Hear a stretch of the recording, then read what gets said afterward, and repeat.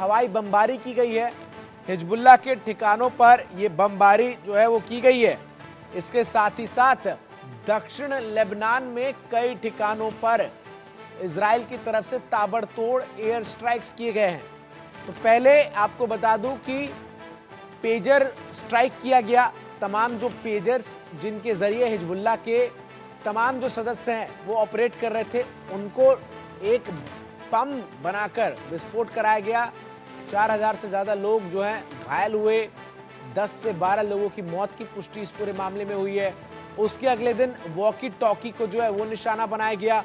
और अब आपको बता दूं, जो जानकारी आ रही है सामने, उसके मुताबिक एयर स्ट्राइक्स ताबड़तोड़ इजराइल जो है वो करता हुआ नजर आ रहा है। तो इजराइल का पड़ोसी देश लेबनान, जहां हिजबुल्लाह के लड़ाकों के कैंप्स हैं, उस देश में कोहराम है।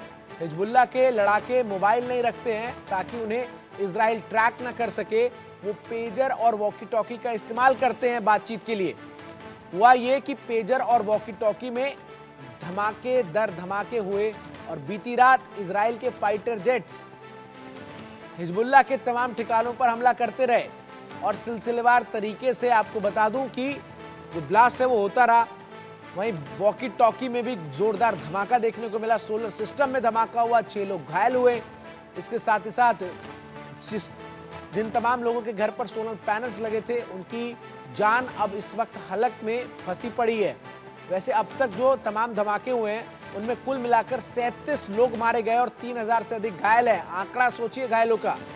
ईरान के लेबनान में जो राजदूत हैं उनकी भी एक आंख ब्लास्ट में चली गई है।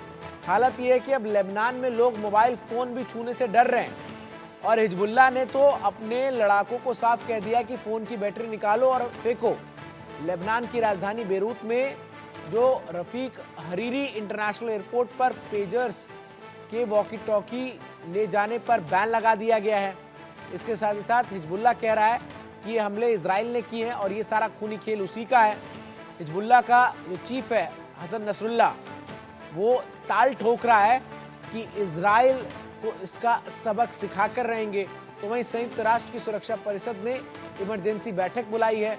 ईरानी मिशन संयुक्त राष्ट्र में कह चुका है कि वो अपने राजदूत मुस्तबा अमानी का बदला लेगा।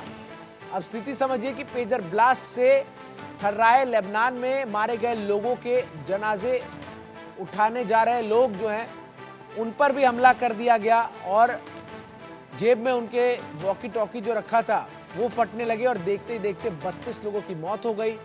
3000 से ज्यादा लोग अब तक जो तमाम हमले हुए हैं उसमें जख्मी बताए जा रहे हैं। तो वहीं इजराइल के रक्षा मंत्री योव गैलेंट ने हिजबुल्लाह को चेतावनी देते हुए कहा है कि उसे बड़ी कीमत चुकानी पड़ेगी। गैलेंट का यह बयान इजराइल पर हिजबुल्लाह के हमले के बाद आया है। दोनों के बीच तनाव बढ़ता जा रहा है।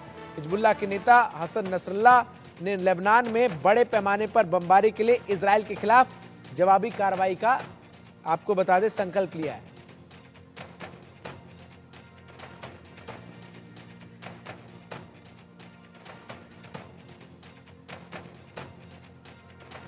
अब आइए आपको जरा ये भी हम बता देते हैं कि आखिर ये पेजर क्या होता है, जिसकी चर्चा इन दिनों बहुत ज्यादा है। दरअसल पेजर एक कम्युनिकेशन डिवाइस है।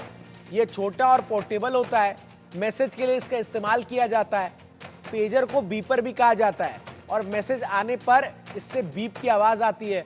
1990 के दशक में प्रचलन में था ये पेजर।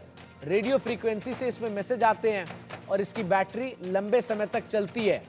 आपने बॉलीवुड की फिल्म गैंग्स ऑफ वसेपुरा में देखा होगा, जो फैजल खान है उसके पास भी ये पेजर था और 90 के दशक में ये पेजर बहुत लोकप्रिय हुआ। लेकिन अब आपके मन में ये सवाल आएगा कि आखिर 90 के दशक में लोकप्रिय जो पेजर है वो 2024 में क्यों इस्तेमाल कर रहे थे हिजबुल्लाह में तमाम जो लोग हैं। दरअसल जो तमाम हिजबुल्लाह के लड़ाके हैं वो इन पेजर्स का इस्तेमाल कर रहे थे आपस में कम्युनिकेट करने में, आपस में मैसेज देने के लिए। इसके साथ ही साथ इस पूरे ऑपरेशन पर जो लगातार स्ट्राइक हो रहे हैं, इसमें इजराइल की खुफिया एजेंसी मोसाद का हाथ बताया जा रहा है। तो मोसाद क्या है ये जान लीजिए। इजराइल की खुफिया एजेंसी है मोसाद। सीक्रेट ऑपरेशंस, आतंकवाद से मुकाबले के लिए इसकी स्थापना की गई और मोसाद दुनिया की सबसे खतरनाक और खूंखार एजेंसियों में से एक जानी जाती है। Institute for intelligence and special operations के लिए ये फेमस है। दुनिया भर में सीक्रेट ऑपरेशंस को इसने अंजाम दिया है और साथ ही साथ ये टॉप एजेंसी है जो दूसरे देशों में घुसकर अपने दुश्मनों को उठा लेता है।